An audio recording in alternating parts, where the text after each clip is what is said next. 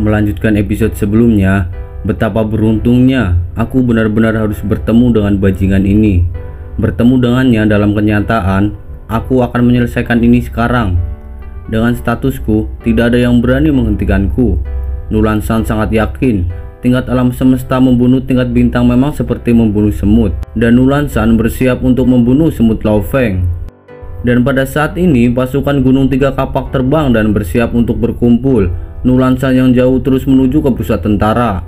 Dengan 70.000 orang mengawasinya, Nulan San yang sedang terbang tiba-tiba berhenti. Dengan sangat cepat, 5 pasukan tingkat alam semesta dari organisasi Gunung Tiga Kapak berhenti di depan Nulan San. Salah satu dari mereka berkata, "Nulan San, apakah kamu ingin menerobos masuk ke dalam pasukan kita?"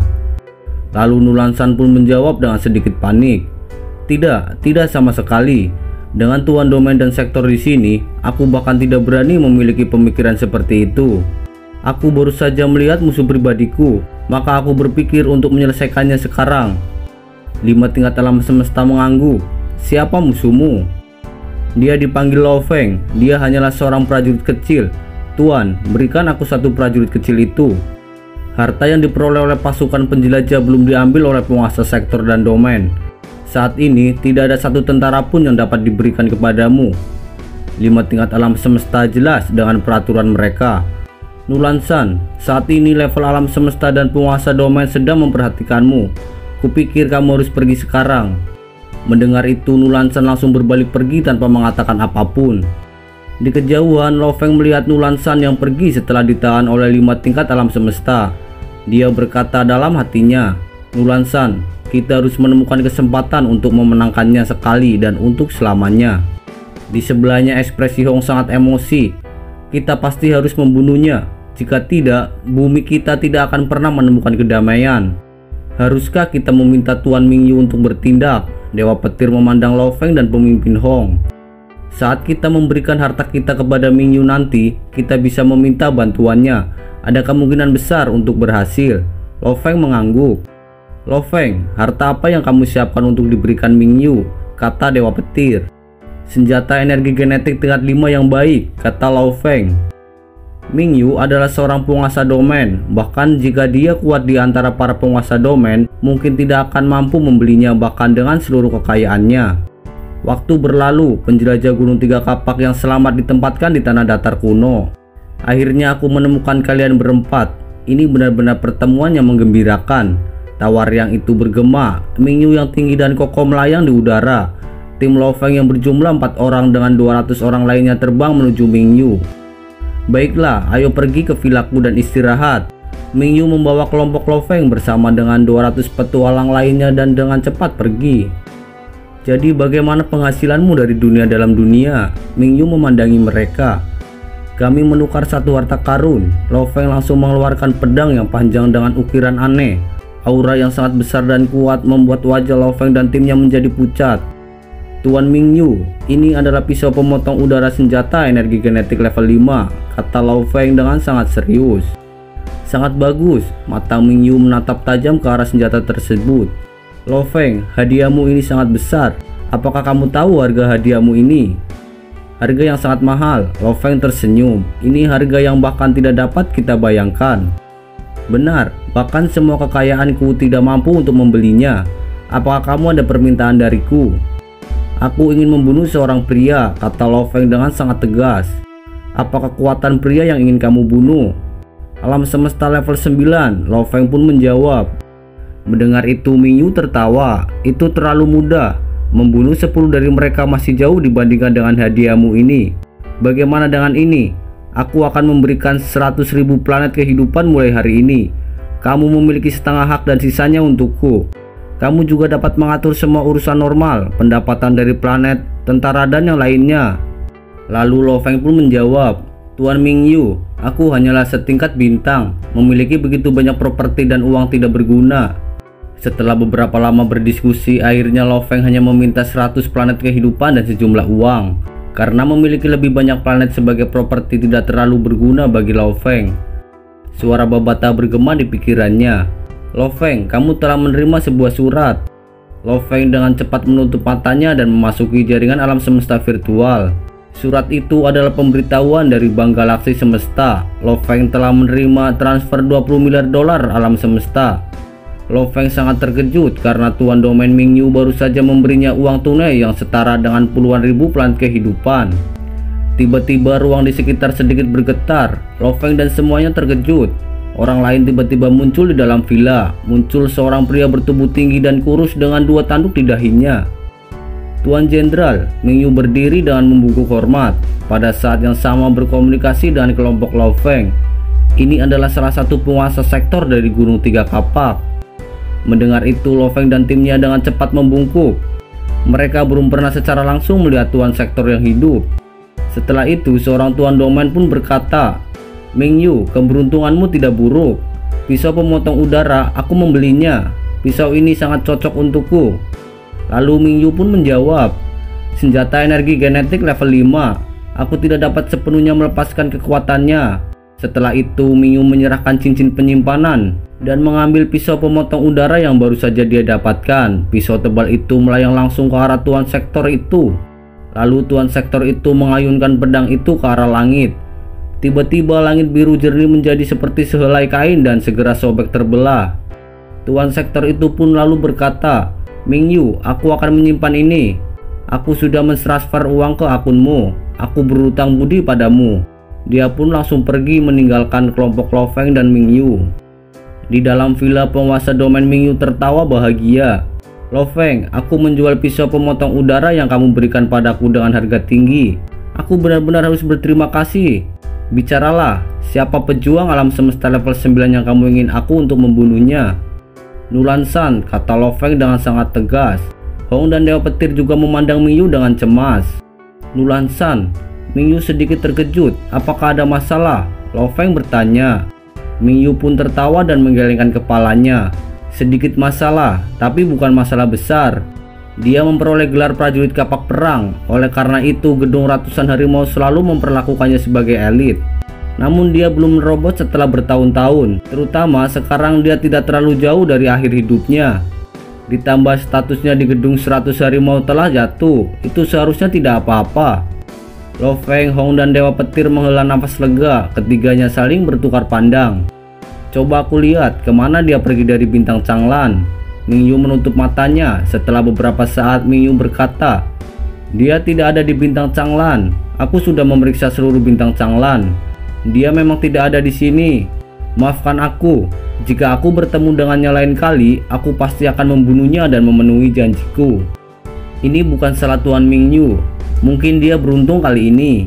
Lo Feng sedikit kecewa tentang ini. Kesempatan yang sangat bagus dan mereka tidak berhasil membunuh Nulan-san. Di tempat lain, sebuah pesawat alam semesta terbang dengan cepat. Di dalam, Nulan-san bersama 2 bawahannya sedang membicarakan tentang Lo Feng. Seorang bawahannya pun berkata, "Guru, kita kembali begitu cepat.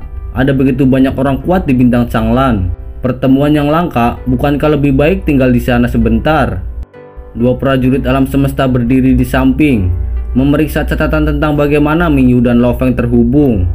2 prajurit tingkat alam semesta menggelengkan kepalanya. "Aku sudah bertanya-tanya, tidak ada yang tahu." "Aku juga, tidak ada yang pernah mendengar Tuan Mingyu memiliki orang penting bernama Lo Feng." Wajah Nulan-san sangat pucat mendengarkan jawaban muridnya. Lo Feng ini tahu bahwa aku ingin membunuhnya. Karena itu dia menjalani hubungan baik dengan Tuan Mingyu. Dia kemungkinan besar akan meminta Tuan Mingyu untuk membunuhku. Lebih baik aku meninggalkan bintang Changlan lebih awal. Sejak dia menemukan Lo Feng dan kelompoknya pergi bersama Mingyu, Nulan-san tidak bisa bersantai. Setelah itu dia segera mengambil pesawatnya dan meninggalkan bintang Changlan. Karena mereka tidak bisa membunuh Nulan-san, akhirnya Lo Feng dan 3 lainnya hanya bisa pergi dengan menyesal. Mereka pertama kali pergi ke perlatihan tentara bayaran alam semesta menyerahkan item untuk lulus ujian tentara bayaran. Setelah itu mereka dengan cepat menuju pelabuhan, mengambil pesawat ruang angkasa dan meninggalkan bintang Changlan. Di ruang kontrol tiba-tiba Dewa Petir berkata dengan sangat serius, "Aku perlu memberitahu kalian sesuatu. Lo Feng, bukankah kamu mengatakan bahwa telah menerima warisan dari planet Yunmo? Sepertinya aku telah menerima warisan dari Tuan Sektor Kabu." Lo Feng dan Hong sangat terkejut mendengarnya. "Aku baru saja melihat 5 set instruksi manual dan memasang 5 chip yang berbeda. 4 dari set manual instruksi adalah manual instruksi yang sebenarnya. Namun, chip dari instruksi manual kelimanya sebenarnya berisi AI. Mendengar itu, Lo Feng dan Hong sangat menyadari sesuatu. Orang tua berjanggut putih itu, dia bahkan memberi selamat kepadaku dengan mengatakan bahwa aku menjadi murid Tuan Sektor Kabu. Dia Tuan Wu. Lo Feng membeku. Kenapa peristiwa ini terlihat sangat mirip dengan peristiwa di mana dia menjadi murid Master Huyanbo? Namun gurunya adalah Yunmo dari planet Huyanbo, dan Dewa Petir menjadi murid Tuan Sektor Kabu yang sudah meninggal. Tim kecil Lo Feng melanjutkan perjalanan mereka yang sudah memasuki hari ke-12 penerbangan. Mereka masih membutuhkan sekitar 9 hari lagi untuk mencapai bumi. Adapun berita tentang penjelajah tingkat bintang dari bidang-bintang Gunung Naga Hitam sudah mencoba untuk menjual item surgawi. Di dalam pesawat, Lo Feng memasuki ruang alam semesta virtual. Saat Lo Feng muncul di depan pintu rumahnya sendiri, ada Lo Hua berjalan dengan santai. Lo Hua, ada apa? Lo Feng tersenyum sambil menatap adik laki-lakinya. Aku ingin mencarimu lebih awal, tapi aku tidak sempat bertemu denganmu. Kakak, duduklah di sini. Ada hal penting yang ingin aku katakan padamu. 5 pemerintah di bumi telah berdiskusi dan mereka benar-benar ingin memasuki alam semesta. Mereka ingin melakukan kontak dengan beberapa orang di alam semesta. Lalu Lo Feng pun berkata, tidak bisakah mereka memasuki alam semesta virtual? Di alam semesta virtual, mereka dapat berkomunikasi dengan orang lain. Lo Hua pun menjelaskan, tidak, mereka ingin melakukan kontak dalam kenyataan. Kakak, apakah kamu tidak tahu bagaimana negara-negara di dunia ini? Awalnya mereka puas bisa masuk ke dalam dunia virtual. Namun seiring berjalannya waktu, ambisi mereka semakin besar. Jika kakak membiarkan mereka memasuki alam semesta sekarang, mereka mungkin akan meminta lebih banyak setelahnya. Tidak masalah, izinkan saja mereka, Lo Feng berkata dengan tegas. Mendengar itu, Lo Hua sangat terkejut. Tapi ke planet mana mereka bisa pergi? Akankah orang-orang pengelola planet setuju dengan imigrasi skala besar? Lo Feng tersenyum dan dia berkata, jika orang-orang itu tidak setuju, aku harus membeli planet ini. Terlebih lagi, aku memiliki 100 planet kehidupan atas namaku. Sebagai pemimpin, imigrasi pasti akan jauh lebih mudah. Aku akan memberitahumu saat aku kembali. Aku masih memiliki masalah yang harus diselesaikan. Di pintu masuk distrik Teluk Bintang 9, Lo Feng melambaikan tangannya di udara. Sebuah kereta yang ditarik oleh 2 kuda bersayap turun. Lo Feng melompat ke dalam kereta dan duduk. Dia pun langsung pergi menuju ke bank galaksi semesta untuk menjual 48 harta yang Lo Feng dan timnya miliki. Setelah 7 bulan, Lo Feng dan saudara-saudaranya kembali ke bintang Bailan, planet kehidupan yang sangat dekat dengan bumi. Lo Feng dan kelompoknya menghabiskan 3 bulan di dunia guntur. Di dalam dunia, pertama menggali kristal alam semesta dan kemudian untuk batu petir selama sebulan. Setelah itu berjuang selama 1,5 bulan lagi, termasuk waktu kembali ke bintang Changlan dari dunia dalam dunia. Dan mereka kemudian dari bintang Changlan ke bumi. Di dalam ruang kendali, Lo Feng dan saudara-saudaranya mengamati gudang di bawah. Di depan gudang ada pesawat alam semesta yang indah dengan logo Bank Galaksi Semesta. Tidak lama kemudian pesawat itu mendarat. Lo Feng, Hong dan Dewa Petir termasuk Augu keluar dari pesawat menuju depan pesawat Bank Galaksi Semesta dan mengeluarkan ruang penyimpanannya. Setelah Lo Feng dan timnya menyelesaikan kesepakatan tentang bintang Bailan, mereka melanjutkan perjalanan alam semesta menuju bumi. Di dalam alam semesta virtual, Lo Feng melihat layar lebar di ruang kerjanya. Dia telah menerima email dari Bank Galaksi Semesta bahwa dia telah menerima 11 triliun dolar alam semesta. Biasanya di dalam alam semesta, satu galaksi bernilai sekitar 100 miliar. Dengan kata lain, kekayaan Lo Feng setara dengan sekitar puluhan galaksi. Dan seorang penguasa sektor yang biasanya bergabung dengan kerajaan manapun hanyalah akan menerima satu galaksi. Tentu saja selama mereka bekerja keras.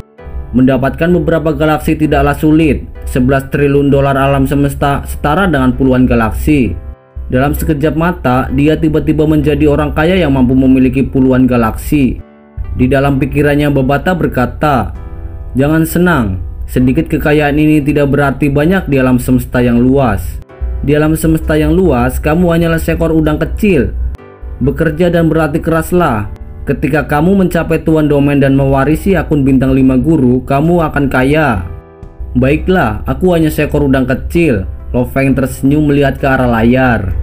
Termasuk surat yang dia lihat ada total 7 pesan, 5 diantaranya dari Bank Galaksi Semesta, yang ke-6 dari perusahaan alam semesta virtual, dan yang ke-7 dari Battle X Coliseum. Lo Feng membaca kelima pesan sekaligus. Setelah itu Babata berkata, "Lo Feng, surat ke-6 dan ke-7 penting, kamu harus melihatnya." Mendengar itu Lo Feng sangat terkejut, dia pun langsung membukanya. "Babata, persyaratan untuk lelang Ganwu ini memang tinggi. Yang terendah sebenarnya adalah klan bintang 3 di salah satu dari 2 pihak bank super. Dan klan bintang 3 biasanya adalah penguasa sektor atau orang kaya besar dengan kekuatan yang sangat besar."